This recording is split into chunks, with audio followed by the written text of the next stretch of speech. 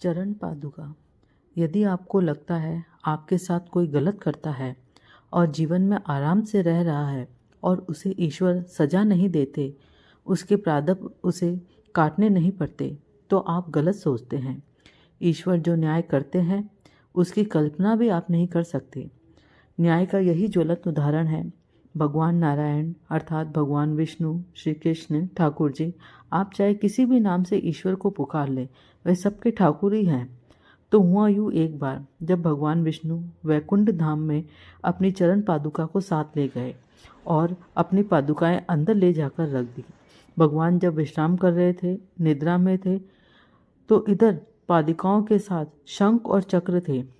शंख और चक्र आपस में बातें कर रहे थे और पादुकाओं से कह रहे थे, तुम तो गलत ही अंदर आ गई, तुम्हें तो बाहर रहना चाहिए। तुम्हारी जगह तो बाहर ही है, अंदर नहीं है। यहाँ तो हम लोग रहते हैं, तुम तो भगवान के चरणों में रहती हो, इसलिए तुम्हें तो बाहर ही रहना चाहिए। ये बात सुनकर पादुकाएं कुछ नहीं बोली, चुपचाप रही, मौन रही और शंख और चक्र बार बार कुछ ना कुछ सुनाते हुए पादुका को कहते रहे और अपनी उपयोगिता और अपनी कामयाबी के बारे में बताते रहे और अपनी महत्ता बताते रहे। देखो, हम तो भगवान के हाथ में रहते हैं, भगवान हमसे कितना प्रेम करते हैं, वह कभी भी हमें नहीं त्यागते। जब जब जन्म लेते हैं, हर जन्म में हम उनके साथ रहते हैं, चाहे किसी भी रूप में हो। लेकिन तुम तो सदैव कभी बाहर रहती हो, वह तो तुम्हें कहीं भी उतार देते हैं। आज तो तुम्हारी किस्मत अच्छी है कि तुम ईश्वर के साथ अंदर आ गई। पादुकाएं फिर भी चुपचाप रही, मौन रही, कुछ नहीं बोला। पादुकाएं चुपचाप, जहाँ भगवान ने उन्हें खोला था वहीं वे चुपचाप रही। जब भगवान आराम कर कर बाहर आए और उठकर बाहर खड़े हुए, तो उन्होंने देखा आज मेरी चरण पादुकाएं थोड़ी नाराज हैं, दुखी है, परेशान है। तो उन्होंने बड़े ही प्रेम से चरण पादुकाओं से पूछा, क्या बात है, आज तुम परेशान क्यों हो? चरण पादुकाओं ने पहले कुछ नहीं बोला, फिर धीरे से स्वर में कहा, हे प्रभु, मैं आपको जो किस्सा बता रही हूँ शायद आपको उसको सुनकर हैरानी हो। जब चरण पादुकाओं ने सारा किस्सा बताया और भगवान विष्णु मुस्कुराए। उन्होंने कहा, बोला कि ऐसा नहीं है कि मैं तुमसे प्रेम नहीं करता, मैं शंख और चक्र से तुमसे कहीं अधिक प्रेम करता हूँ और उन्हें ही साथ में रखता हूँ, इसलिए तुम्हें मैं बाहर खोल देता हूँ, कहीं भी उतार देता हूँ। ऐसा नहीं है, तुम ऐसा मत सोचो। तुम मेरे लिए सबसे आवश्यक हो और सबसे महत्वपूर्ण हो।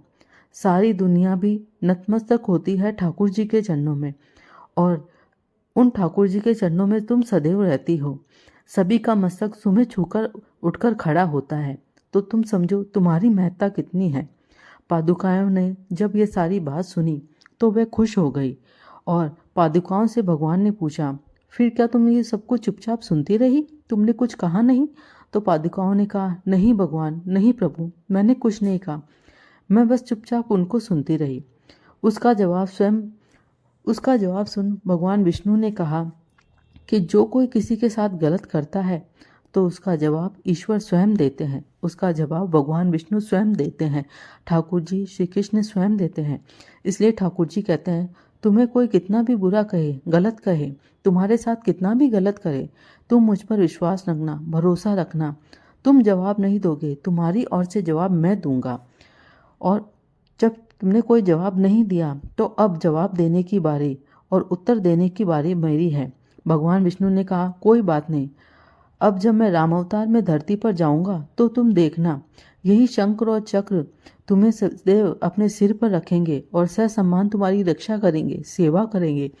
जब भगवान विष्णु राम अवतार में धरती पर आए तो भरत सुदर्शन चक्र थे और शत्रुघ्न भगवान के शंख थे। भरत और शत्रुघ्न भगवान को वापस लेने वन में गए, लेकिन श्री राम ने कहा, मैं वचनबद्ध हूँ, मैं 14 वर्ष के पहले वन से वापस अयोध्या नहीं लौट सकता। इस बात को सुन मैं वापस नहीं आ सकता। इस बात को सुन दोनों भाइयों ने निर्णय किया कि वे श्री राम की चरण पादुका को अपने साथ अयोध्या ले जाएंगे और उन्हें सिंहासन पर रखकर उसी से राज्य करवाएंगे। जब तक राम वापस नहीं आए तो उन चरण पादुकाओं को सिंहासन पर रखा गया, उन्हीं से राज्य चलता था। यही महिमा है ठाकुर जी की, श्री कृष्ण की, श्री राम की। वह किसी को नहीं छोड़ते, वह सभी के साथ न्याय करते हैं। जब न्याय की बात आती है तो उनके अंग हो, चाहे अपने हो चाहे पराये हो, वे किसी में भेदभाव नहीं करते। वे सभी को समान रूप से रखते हैं। वे सभी के साथ न्याय करते हैं। इसलिए ईश्वर में